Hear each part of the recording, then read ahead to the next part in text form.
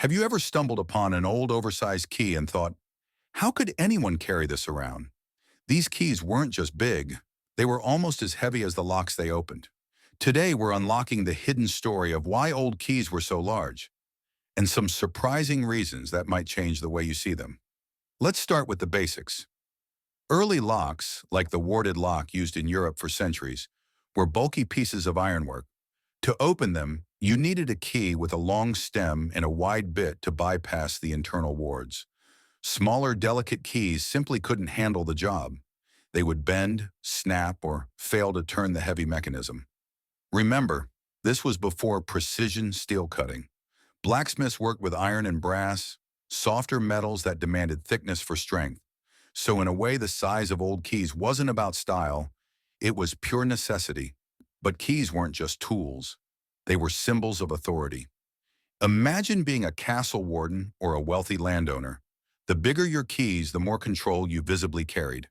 In fact, large keys were often worn on belts or carried on chains, almost like medieval badges of honor. In some cases, women of noble households carried oversized keys as a sign of responsibility over storerooms and treasure chests. Having the keys meant having power, sometimes quite literally. Here's a twist. Sometimes the size wasn't for security at all. Bigger keys were easier to find. Imagine a guard fumbling in the dark. A heavy iron key is hard to lose. Another surprise? Some keys were made extra large to intimidate. The message was clear. This door is important. What's behind it is worth protecting. It was psychological security as much as physical. And here's a fun fact. In ancient Rome, wealthy citizens often wore keys as rings. But these weren't giant. They were small, functional, and doubled as jewelry. So depending on the culture, key size sent very different messages. So old keys weren't oversized just by accident. They were strong because they had to be, heavy because materials demanded it, and big because they carried symbolic weight.